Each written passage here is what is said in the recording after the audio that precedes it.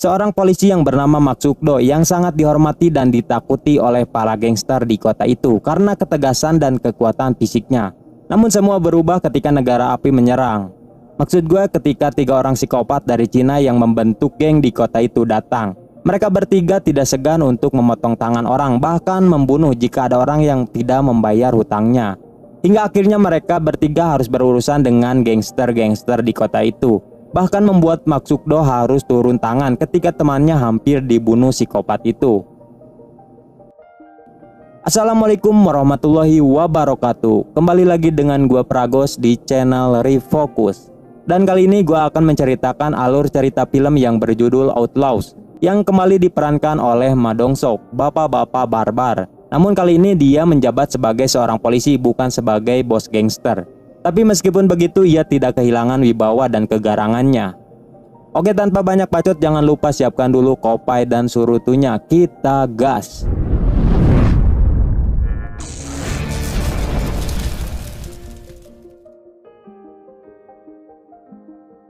Film ini diawali dengan diperlihatkannya 2 anggota gangster yang sedang baku hantam di pasar. Terlihat pertarungan itu semakin memanas dan bahkan anggota kepolisian di sana tidak berani menghentikan mereka berdua. Namun untungnya datang seorang pria bernama Mak Sukdo yang dengan santuinya menghentikan pertarungan itu. Sukdo adalah seorang polisi unit kejahatan yang sangat ditakuti oleh semua kelompok gangster di Korea.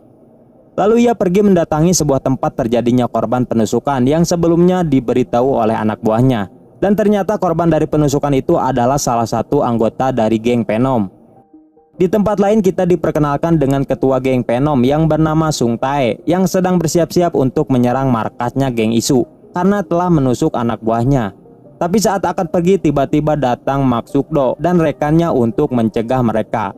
Tapi salah satu dari mereka yang tidak mengetahui siapa Mak Sukdo ini, ia malah menatap wajahnya Sukdo dengan wajah polontong.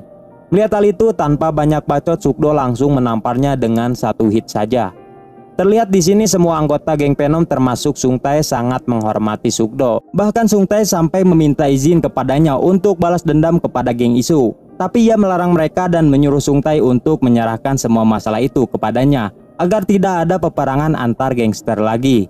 Kemudian Mak Sukdo pergi ke markas geng Isu untuk menangkap orang yang telah menusuk anggota geng Venom. Dan saat di sana pria itu langsung kabur dan dengan cepat ia pun langsung mengejarnya. Meski di awal Sukdo dan rekannya sempat dihadang oleh anggota geng Isu lain, tapi dengan mudah ia menghadapi mereka semua. Hingga akhirnya ia berhasil menangkap pria itu lalu menghajarnya dulu.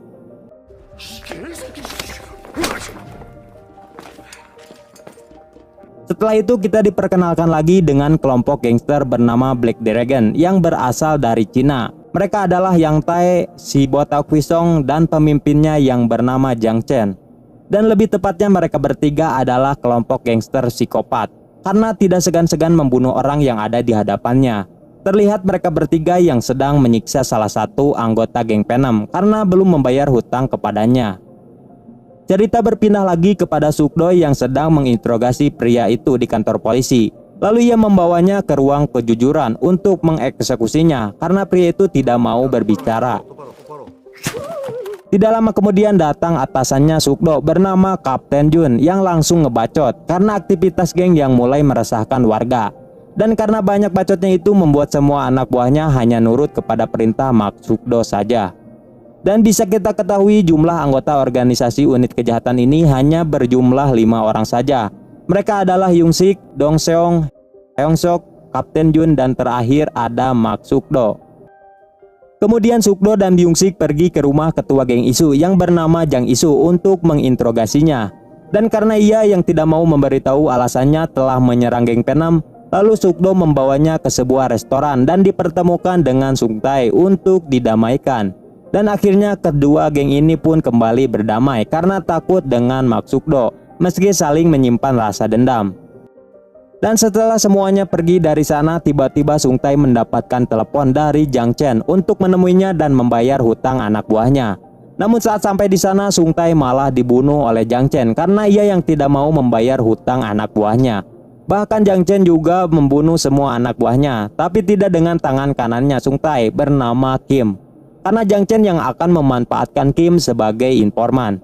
Dan kini Kim juga malah bergabung ke geng Black Dragon dan menjadi anak buahnya Jang Chen. Kemudian kita diperkenalkan lagi dengan seorang ketua gangster klan Sunsik bernama Tuan Huang yang sedang menunggu kedatangannya Mas Sukdo. Dan saat di sana ternyata Tuan Huang malah mengajak Sukdo untuk mabok bersama. Tapi karena Sukdo yang jarang mabok, ia menolak dan memutuskan untuk pergi dari sana.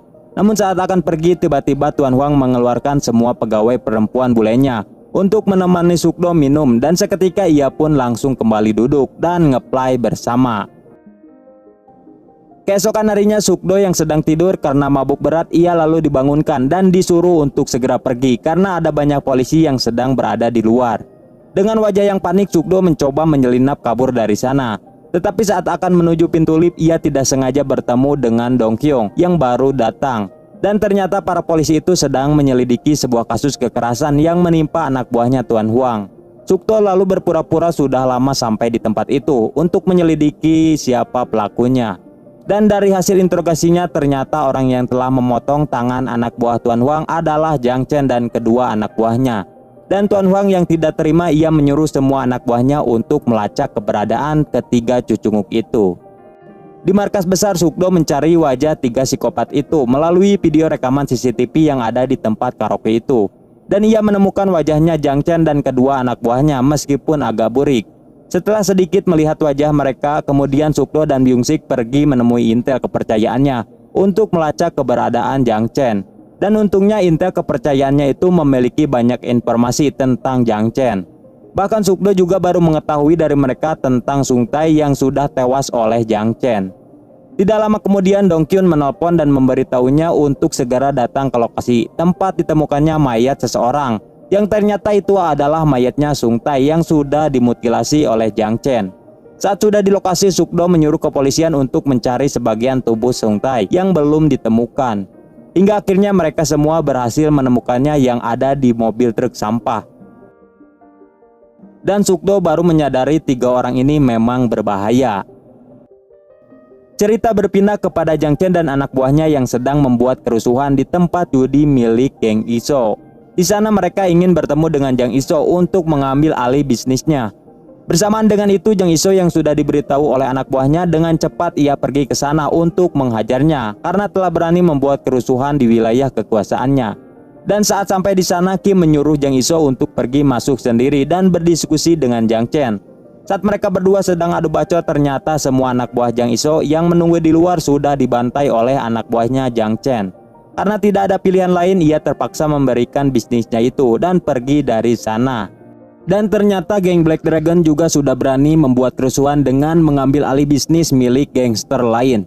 Dan karena kejadian itu, kini Black Dragon diburu oleh polisi dan semua gangster yang ada di sana. Kemudian mereka bersembunyi dan bersantuy di tempat bar miliknya Kim. Dan di sana Jang Chen juga berbuat ulah dengan memperkosa istrinya Kim saat semuanya sudah pergi. Dan Kim yang ada di sana hanya bisa diam karena takut oleh Jang Chen. Malam harinya, Sukdo dan rekannya yang sedang makan di sebuah restoran tidak sengaja melihat Jang Chen dan kedua sahabatnya yang sedang di sana. Melihat hal itu, ia membuat strategi dadakan untuk menangkap mereka. Tapi ternyata si Jang Chen pun juga mengenali Sukdo adalah kepolisian yang akan menangkapnya.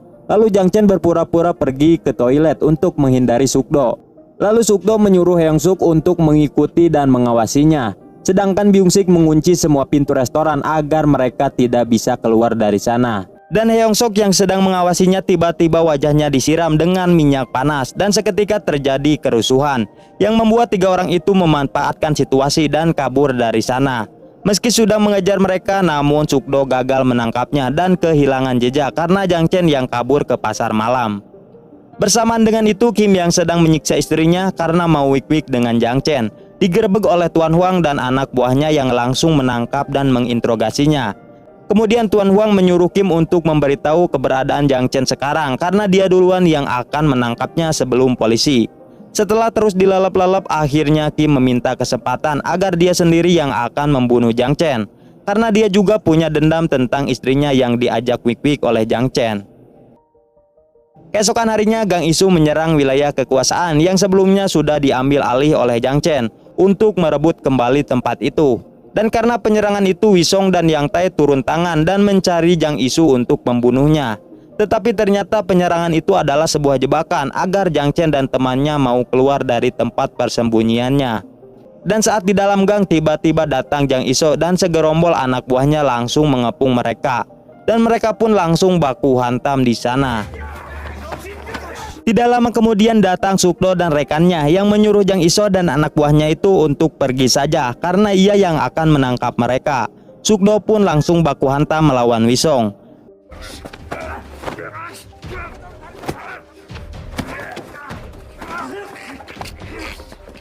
Dan dengan mudah ia mengalahkan Wisong dengan jurus lilitan ular hingga KO. Sedangkan Byung Sik dan Dong Hyung yang melawan Yang Tae, mereka berdua mulai kewalahan yang membuat Yang Tae kabur dari sana. Setelah itu Wisong yang berhasil ditangkap dibawa ke kantor polisi untuk diinterogasi di sana. Meski si Wisong ini sudah dihajar tetapi ia tidak mau memberitahu keberadaannya Jiang Chen dan Yang Tae. Dan semenjak kejadian itu Jiang Chen dan Yang Tae tidak berkeliaran di kota dan bersembunyi di markas mereka. Scene berganti kepada acara ulang tahun ibunya Jang Iso. Namun di tengah acara tiba-tiba datang Yang Tae yang masuk menyelinap ke sana sambil membawa alat pemadam. Lalu ia langsung menyemprotkan alat itu dan seketika terjadi kerusuhan di sana. Namun itu adalah strategi agar semua orang keluar dari sana dan kemudian Jiang Chen datang yang mengincar Jang Iso untuk balas dendam atas penyerangan tempat judinya. Terlihat pertarungan mereka berdua cukup sengit. Namun hingga akhirnya Jang Iso harus tewas karena ditusuk oleh Jiang Chen. Dan seketika kejadian itu viral karena Jiang Chen yang sudah membunuh dua bos gangster di sana. Sedangkan Sukdo yang sedang melihat berita itu hanya bisa diam karena masih gagal menangkap Jiang Chen dan Yang Tae. Tidak lama kemudian datang seorang polisi yang menyuruh Sukdo dan Kapten Jun untuk segera menghadap ke komandan kepolisian. Dan ternyata komandan kepolisian memanggil mereka berdua untuk melemparkan kasus itu kepada unit kejahatan Cina. Karena geng Black Dragon juga adalah buronan dari polisi Cina. Tapi di dalam rapat itu Sukdo dan Kapten Jun berjanji akan segera menangkap Jiang Chen dan Yang Tae, termasuk geng Naga Hitam yang sudah bergabung ke Black Dragon. Dan untungnya komandan kepolisian mempercayainya dan memberinya waktu 10 hari untuk menangkap mereka. Sebelum pergi Sukdo merilitkan dulu tangan polisi Cina itu yang berani merebut kasus Jiang Chen. Scene berganti kepada Jiang Chen yang disuruh oleh seseorang untuk membunuh Tuan Huang. Mereka berdua adalah Won dan Kwak yang ternyata adalah saingan bisnisnya Tuan Huang. Saat mereka sedang bernegosiasi harga, tiba-tiba datang segerombol anak buahnya Tuan Huang ke sana. Yang ternyata Kim memberitahu keberadaannya Jiang Chen kepada Tuan Huang dan terjadi kerusuhan di sana. Tapi si Jiang Chen dan Yang Tae berhasil lolos lagi dengan meloncat lewat jendela dan segera masuk ke dalam mobil dan terjadilah aksi kejar-kejaran. Di dalam mobil tiba-tiba Kim mengeluarkan pisau untuk membunuh Jiang Chen. Namun bukannya berhasil, ia malah balik terbunuh oleh si Jiang Chen. Dan karena akhir-akhir ini banyak terjadi kerusuhan lagi di kota, Sukdo mengumpulkan semua warga dan meminta bantuan mereka untuk merekamnya jika terjadi kerusuhan. Meski mereka semua sempat menolak, namun untungnya ada seorang bocil yang menyadarkan mereka. Dan akhirnya semua orang mau membantu Sukdo. Hari demi hari warga banyak merekam kerusuhan yang dibuat oleh geng Naga Hitam. Dan karena itu membuat Sukdo mendapatkan titik terang untuk melacak keberadaannya Jiang Chen. Dan kini geng Naga Hitam dimasukkan ke daftar buron karena banyak membuat kerusuhan di kota. Saat Sukdo dan rekannya yang sedang mengatur strategi, tidak lama kemudian Hyong Sok datang yang memberitahunya bahwa akan ada unit kejahatan polisi Cina lagi yang membawa Wisong untuk dihukum mati. Mendengar hal itu, Sukdo membuat strategi untuk mencegah mereka karena akan susah jika Wisong dibawa oleh mereka. Keesokan harinya ternyata Wisong benar-benar dibawa oleh unit kejahatan Cina untuk dihukum mati. Di sana Sukdo mencegah mereka untuk membawanya, namun akhirnya Wisong tetap dibawa oleh polisi Cina. Dan saat di perjalanan ternyata polisi yang mengawal Wisong menjatuhkan narkoba di hadapan Wisong. Wisong yang melihat hal itu lalu mencoba mengambil kesempatan dengan mengajaknya bekerja sama, bahwa dia akan memberikan banyak distributor narkoba kepadanya. Hingga akhirnya Wisong dilepaskan oleh polisi itu dan membuat kesepakatan. Namun ternyata kedua polisi itu adalah intel Sukdo dan itu semua adalah rencananya agar bisa melacak markas Jiang Chen dan Yang Tae bersembunyi. Malam harinya Wisong yang sudah sampai di markas, tiba-tiba Jiang Chen langsung mengajarnya dan hampir saja membunuhnya. Karena ia yang curiga kepada Wisong, dengan mudahnya ia dibebaskan oleh kepolisian. Namun saat Wisong memperlihatkan narkoba dan alasannya ia dilepaskan, akhirnya si Jiang Chen sedikit mempercayainya. Di tempat lain, Sukdo yang sedang memberi arahan kepada pasukannya, tiba-tiba Wisong menelpon polisi intel dan mengajaknya bertemu untuk membuat kesepakatan lagi. Singkat cerita, Sukdo dan pasukannya datang lebih awal ke tempat mereka akan bertemu. Dan di sana juga pasukan Sukdong menangkap terlebih dahulu geng naga hitam yang sebelumnya sudah bergabung kepada Jiang Chen. Tidak lama kemudian Wisong dan anggotanya datang ke sana, tapi tidak dengan Jiang Chen yang ternyata ia pergi ke tempatnya Tuan Huang untuk membunuhnya. Dan semua itu adalah strategi Jiang Chen yang tidak sepenuhnya percaya kepada dua intel polisi itu. Sedangkan Wisong kembali tertangkap dan Sukdo masih gagal menangkap Jiang Chen.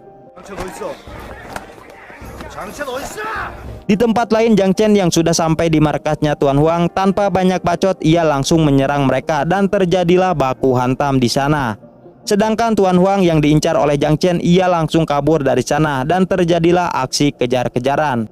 Hingga akhirnya Tuan Huang tertangkap oleh Jiang Chen dan ditusuk tubuhnya di pinggir jalan. Namun untungnya Tuan Huang masih selamat karena ia yang memakai rompi anti peluru. Dan kejadian itu disaksikan oleh warga termasuk Yongsok yang tidak sengaja melihatnya. Kemudian ia mengikuti Jiang Chen secara diam-diam. Di sana ia menelpon Sukdo dan memberitahu lokasi markasnya Jiang Chen. Dan Jiang Chen yang panik membawa semua barang-barangnya untuk pergi dari sana. Yongsok yang bersembunyi di sana memberanikan diri untuk mencegah mereka sendiri. Jiang Chen yang melihat hal itu mencoba langsung menabraknya. Namun untungnya Sukdo segera datang dan menabrakkan mobilnya. Dan terjadilah baku hantam duo versus duo.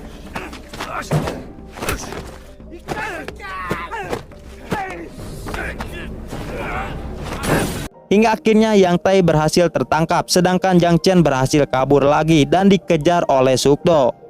Merasa telah jauh dari pengejaran, Jiang Chen bersembunyi di sebuah tempat makan langganannya Ma Sukdo. Dan di sana Jiang Chen menghajar si kakek dan anak itu hingga sekarat karena mereka berdua yang diam-diam menghubungi Sukdo. Dan Sukdo yang sudah sampai, ia melihat mereka berdua yang sedang sekarat dan segera menelpon ambulans. Karena Jiang Chen sudah melibatkan teman bocilnya, ia semakin marah dan kembali mencari Jiang Chen. Bersamaan dengan itu, Wong yang bahagia karena menyangka Tuan Huang sudah tewas, tiba-tiba datang segerombol anak buahnya Tuan Huang yang langsung menangkap dan membawanya masuk ke dalam mobil. Sedangkan Jiang Chen yang sudah sampai di bandara, ia bersembunyi di toilet sambil menunggu kedatangan jam terbang pesawatnya. Namun saat keluar ternyata di sana sudah ada Sukdo yang menunggunya dengan santuy. Dan mereka pun langsung bukbak.